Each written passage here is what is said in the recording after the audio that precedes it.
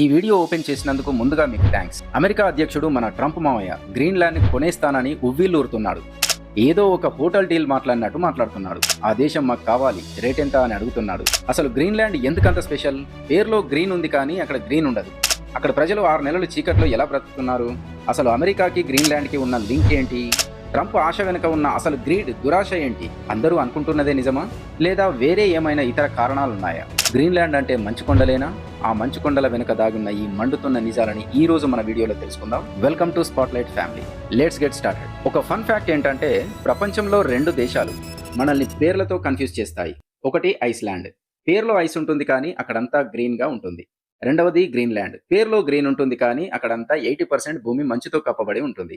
ఇదంతా టైంపాస్ కి చెప్పట్లేదు. సుమారు 10వ శతాబ్దంలో ఎరిక్ ద కింగ్ అనే వైకింగ్ రాజుని ఐలాండ్ నుంచి బహిష్కరించారు. అతను ఒక కొత్త గడ్డపై అడుగుపెట్టాడు.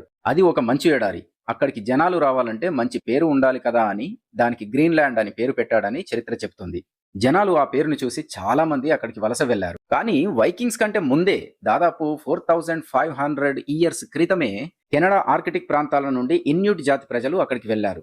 ఈ రోజుకి గ్రీన్లాండ్ జనాభాలో 88% మంది ఈ ఇన్యూట్ సంతతి వారే. వీరు మంచుతో, ప్రకృతితో యుద్ధం చేస్తూ బ్రతికే వీరులనే చెప్పాలి. గ్రీన్లాండ్ ఎక్కువ శాతం మంచుతో కప్పబడి ఉంటుంది కాబట్టి అక్కడ రోడ్స్ ఉండవు. ఒక ప్లేస్ నుండి మరొక ప్లేస్ కి దూరంగా వెళ్ళాలి అనంటే కార్లు వాడరాదు. హెలికాప్టర్స్, ఫ్లైట్స్, బోట్స్ వాడాలి.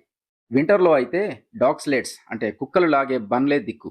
గ్రీన్లాండ్ క్యాపిటల్ సిటీ వచ్చేసి నూక్. ఇక్కడ కాస్త మోడర్న్ లైఫ్ స్టైల్ ఉంటుంది. షాపింగ్ మాల్స్, కేఫ్లు చూడొచ్చు. కానీ అక్కడ నుండి కొంత దూరం వెళ్తే హంటింగ్ ప్రధాన వృత్తి. తిమింగలాలు, సీల్ జంతువులను వేటాడి తింటారు. అది వారి సంస్కృతిలో భాగం. గవర్నెన్స్ విషయానికి వచ్చేసరికి టెక్నికల్ గా గ్రీన్లాండ్ డెన్మార్క్ దేశం కిందకి వస్తుంది. గ్రీన్లాండ్ కి సొంత ప్రభుత్వం ఉన్న ఫారెన్ పాలసీ, డిఫెన్స్ మాత్రం డెన్మార్క్ చేతిలో ఉంటుంది.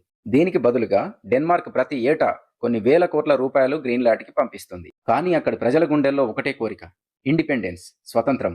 కానీ అక్కడున్న ఆర్థిక పరిస్థితుల వల్ల అది కూడా సాధ్యపడటం లేదు. ఇప్పుడు అసలు విషయానికి వద్దాం. అమెరికా కన్ను గ్రీన్లాండ్ మీద ఎందుకు పడింది? కేవలం మంచు కోసమేనా? కాదు, 2 బలమైన కారణాలున్నాయి. Number 1, location. గ్రీన్లాండ్ మ్యాప్ చూడండి. అది అమెరికాకి, రష్యాకి మధ్యలో ఉంది. అక్కడ అమెరికా వాళ్ళది తులే ఎయిర్ బేస్ అనే ఒక మిలిటరీ బేస్ ఉంది, అనగా సైనిక స్థావరం. సెకండ్ వరల్డ్ వార్ నుండి ఇది అమెరికాకి చాలా ముఖ్యమైనది. రష్యా లేదా చైనా నుండి వచ్చే మిస్సైల్స్ ట్రాక్ చేయడానికి ఇది పర్ఫెక్ట్ స్పాట్. అది విషయం. దీన్ని అమెరికా తమ భద్రత విషయంగా చెప్పుకొస్తుంది. కానీ రీజన్ అదొకటేనా? రెండవ రీజన్ కూడా ఉంది.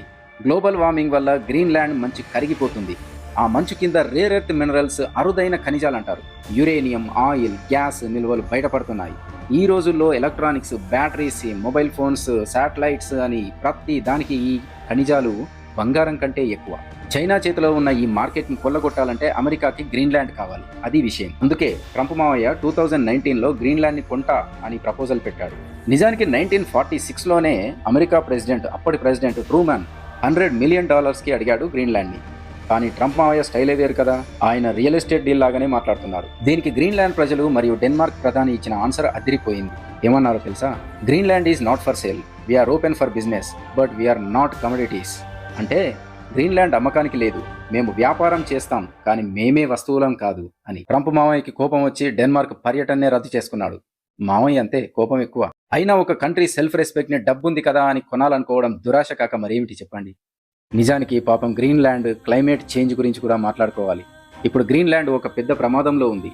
అదే గ్లోబల్ వార్మింగ్. గ్రీన్లాండ్ లో ఉన్న మంచు మొత్తం కరిగితే వరల్డ్ సీ లెవెల్ 7 మీటర్స్ పెరుగుతుందంట.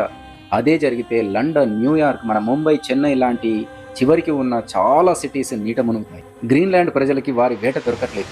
వారి సంస్కృతి కరిగిపోతున్న మంచులా మాయమైపోతుంది. ఇది కేవలం వారి ప్రాబ్లం మాత్రమే కాదు, ఇది మనందరికీ ఒక వార్నింగ్ బెల్. ఒక్క మాట, గ్రీన్లాండ్ అంటే గౌరవనీయులైన ట్రంప్ మావయ్య అనుకుంటున్నట్టు జస్ట్ మంచుగడ్డ కాదు. అది కలాలిత్ నునాత్ అంటే వారి భాషలో మనుషుల భూమి, ల్యాండ్ ఆఫ్ ద పీపుల్ అనర్థం. అక్కడ మనుషులున్నారు, వారికి ఎమోషన్స్ ఉన్నాయి, వారిదంటూ ఒక కల్చర్ ఉంది. అగ్రరాజ్యాలకి అది ఒక మిలిటరీ బేసే కావచ్చు, ఒక మంచి ముక్కే కావచ్చు, లేదంటే ఖనిజాల గడ్డే కావచ్చు. కానీ అక్కడ ప్రజలకి అది తల్లి ఒడి. ఎవడైనా మన దేశంలో ఒక స్టేట్ ని కొంటాను, నా దగ్గర డబ్బులున్నా ఇచ్చేయి అంటే మనకెంత కాలుతుంది. దేశాలంటే అమ్మే వస్తువులు కాదు అని గ్రీన్లాండ్ ప్రపంచానికి గట్టిగా చెబుతుంది. మీకు ఇంత షార్ట్ గా క్లియర్ గా ఎక్స్ప్లెయిన్ చేసిన ఈ వీడియో నచ్చితే కనుక లైక్ చేయండి, లైక్ మైండెడ్ పీపుల్ కి షేర్ చేయండి. సబ్స్క్రైబ్ చేసుకోకుంటే ఇలాంటి యూస్ఫుల్ కంటెంట్ ఇచ్చే ఛానల్స్ని తప్పకుండా సబ్స్క్రైబ్ చేసుకోవాలి. మా ఛానల్స్ని ముందుకు నడిపించాలి. మన ఛానల్లో ఇలాంటి geo politics, educational, interesting videos వస్తూనే ఉంటాయి. నచ్చితే మన ఛానల్ని ఫాలో అవుతూ ఉండండి.